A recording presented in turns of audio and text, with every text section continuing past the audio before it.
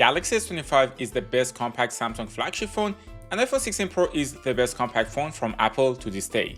The Galaxy is much lighter though, but the iPhone on the other hand has better camera hardware and is also a more expensive device. I went on a short business trip to Venice, and what better way to show the difference between the camera and battery of the two phones than by taking picture of this photogenic city. Buongiorno, this is Mo, welcome to TechMo, and today I'm gonna compare the Galaxy S25 versus the iPhone 16 Pro in a day in the life in Venice.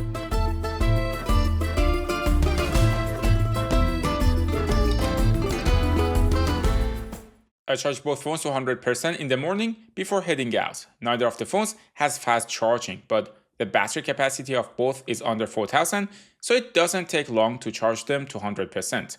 We went out to find a bakery to have some breakfast, and the journey started in the northern part of Venice next to the famous canals. It was a nice sunny day. I took this picture, and what usually gives the iPhone away is the muted sky color compared to the more vivid colors on the Galaxy. I also kept seeing these wheels on the city streets. I googled them using Circle to search on the Galaxy S25, and apparently they are designed to collect rainwater since there is no access to fresh water in Venice. I also took a picture of this cute teddy bear with 5x zoom, and even though the Galaxy zoom is only 3x, it kept the details well. For breakfast, we had a cafe macchiato and cappuccino with some pistachio croissant.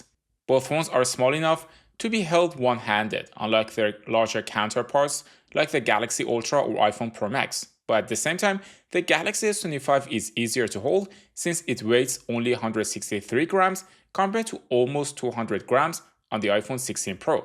And then I tried to find our next destination using Google Maps, which is the San Nicola da Tolentino Church. I also turned on the GPS tracking and will track our activity using an app called Komoot throughout the rest of the day.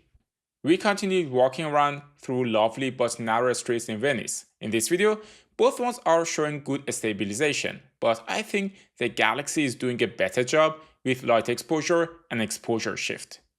This is the Venice flag, and it is super cool if you ask me. I took this video with my Sony cinema camera, and I'm using it to showcase another difference between the cameras of the phones. The iPhone has a 5x telephoto lens, while the Galaxy has 3x. It means you get better reach without losing quality on the iPhone compared to the Galaxy. So generally speaking, if I want to zoom into a subject, I would rather use the iPhone 16 Pro instead of the Galaxy S25 because it has a 5x telephoto lens instead of a 3x telephoto lens. At the same time, if I want to take portrait, I'd rather have a 3x telephoto lens instead of the 5x telephoto lens. For example, here I'm taking a picture with both the Galaxy S25 and iPhone 16 Pro using the max zoom, which is around 25x, and the iPhone 16 clearly produces a better quality photo. That's a nice feature to have, especially for wildlife or even street photography. It is not generally a big deal to not have a longer range, and as long as you keep the zoom at 5x max on the Galaxy, you still get decent photos. Even on portrait mode with 5x zoom, the Galaxy photos can look as decent as the iPhone as long as you don't close your eyes. For video though, I much rather keep the zoom on the Galaxy to a maximum of 3x because it is more difficult to get good quality out of the camera, and when we go to 5x, the quality drops. By the way, fun fact, these metal bars are literally holding the building in Venice since the whole city is built on a swamp. Another main difference between the camera system is that the iPhone has a larger main camera sensor. It means with the main lens, the iPhone gives you better bokeh and the background is going to be more blurry. But if you want to take a shot where everything is in focus, there is not much difference between the two, especially in daylight in terms of quality. We arrived at first church of the day and it is absolutely gorgeous inside. This is a good opportunity to showcase that since the iPhone 16 Pro camera sensors are larger, it often captures more detail in low light, especially in video. For example, in this ultra-wide video, the iPhone video is less noisy. Also with ultra-wide pictures, the iPhone tends to be warmer compared to the Galaxy, which doesn't have this yellow warm tint in the picture. The iPhone 16 Pro has a camera bottom that is sometimes cool to use, especially for video and smoothly zooming into the subject without touching the screen. But apart from that, I find it more annoying and in the way when I'm using the phone vertically. iPhone 16 Pro with iOS 18 introduced a super cool filter system that I love. Fortunately, right after the new filter system from iPhone, the Galaxy also introduced a new filter system that you can customize. The result is that now, on both phones, you have nice filters that you can apply. And this is something I see more and more companies adding to their camera system. Filters may sound simple, but some of these types of filters are the reason cameras like Fuji are becoming trendy, since they create a unique look. We continued our way through the narrow streets of Venice to find a place to sit down and have lunch. The color science between the two phones is a bit different. iPhone is more muted, while Galaxy is more vibrant. I used both phones to check the weather, and it is now around 18 degrees Celsius. The weather app on both phones looks a bit similar. Right now, it is almost 1 p.m. and the iPhone has 83% battery left, while the Galaxy has 77%. We ordered some yummy food that I don't know the name of. Write down in the comments if you know what it is. Also, while waiting for the food to be ready, we saw at least 10 brides to be pass by, which was something nice to see. Happy for them.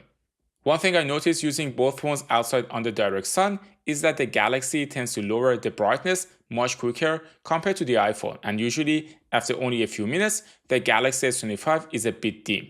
This makes it a bit difficult to capture videos outdoors, but on the other hand, the Galaxy has one of the best camera apps right now, and with the introduction of Log, it is becoming a great creative tool.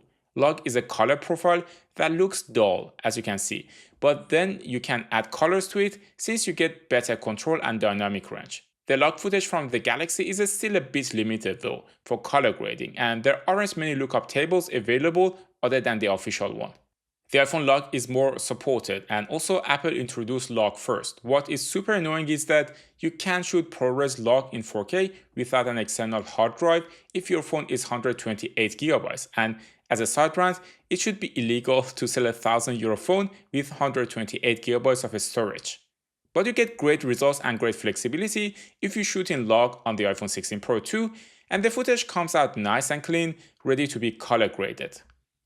Overall, you can't go wrong camera-wise in daylight with either of them, and it is a matter of taste which one you prefer. Write down in the comments what your preference is, and also if you've enjoyed this video so far, consider subscribing to the channel. Right now, we are at 50k subscribers, and we aim to reach 69k by the end of the summer. We continued our way to our second destination, Santa Maria della Church. Fun fact, in Venice, you can use a car or even a bicycle. You can only walk around since there is no space for that. All the transport like food and furniture happens with these boats, and there are even floating boat markets in the city. That along with tourism makes the city a bit expensive for going out and having a coffee. And I assume it is a bit difficult to live there if you're a young adult or a student. One cool thing about the Galaxy phones is that for one, you have this dual recording mode that you can basically see two cameras at the same time. The other thing that I like a lot about the Galaxy phones is that you can actually switch between the selfie camera and the normal camera while you're shooting a video. On iPhone I can't do that. I have to kind of stop. I'm gonna stop for a moment. Then now I change to the selfie camera on the iPhone. Now we are also gonna compare the selfie camera of iPhone to the selfie camera of the Galaxy S25. You can see the classic sky on the iPhone here, where it is a bit muted with a green tone in it, while the Galaxy is more vibrant. Also, white balance on the iPhone is generally warmer.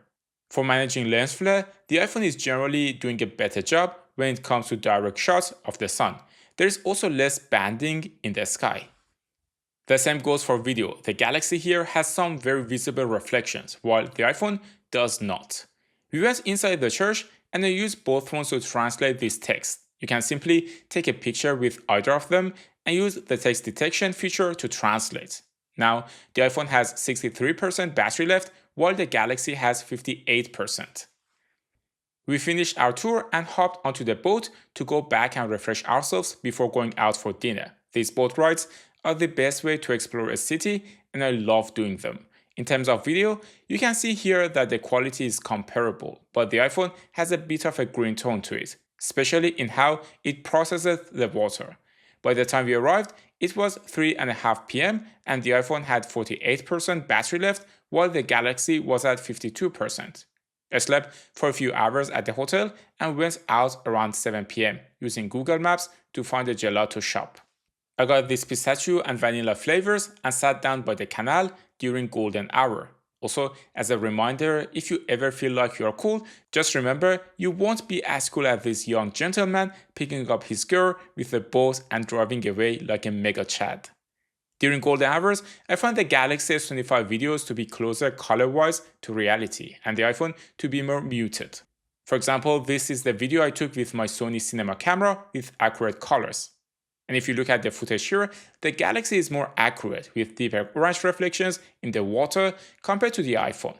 Both phones have a cinematic mode where it blurs the background artificially. It works great with human subjects, but when it comes to inanimate objects, sometimes I have an issue with iPhone.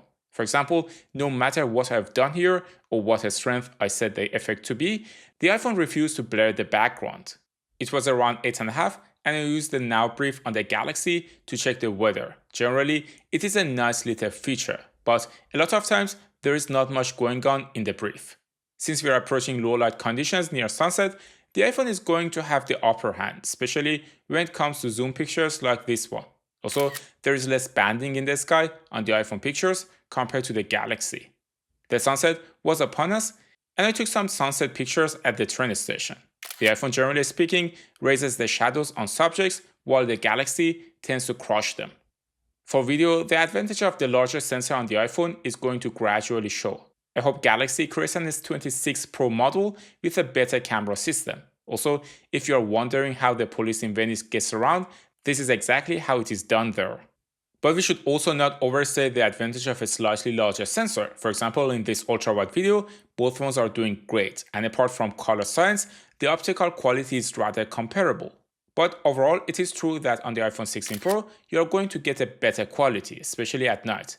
And if this is something important to you, the iPhone would be a better choice. It was getting late and we were hungry. We navigated the canals to find a restaurant that had the most number of Italians dining in it and didn't look like a tourist trap. We ordered some great Italian food to enjoy. On the way back to hotel, I took more pictures of magical Venice, and once again, I was a bit disappointed in the quality of the pictures coming out of the S25 compared to the iPhone 16 Pro. The iPhone 16 Pro pictures are just so much more detailed and well balanced with accurate colors and no banding in the sky. For video and stabilization at night, I also tested by walking in the streets. The iPhone 16 Pro again has better optical quality, but the colors on the S25 are closer to reality, while the iPhone 16 tries too hard to remove the yellow street lights. Overall, in daylight, the cameras are very close to each other, and the main difference is more in the color science. But at night, the iPhone 16 Pro is simply better, and it is not even a contest. We finished the day around 11 p.m. at night, and the iPhone 16 Pro ended with 25% battery, while the Samsung Galaxy S25 ended with 30%. Overall, the S25 is a decent option and is competitively priced. It is a phone I would personally pick and use happily. The iPhone is a great phone too, with better camera, but it is heavier and pricier. Other compact flagship phones you can get are the Pixel 9 Pro and Xiaomi 15. You can watch the comparison of the S25 versus iPhone 16 Pro versus Xiaomi and Pixel in the next video. Thanks for tuning into Tecmo, and I will see you in the next one.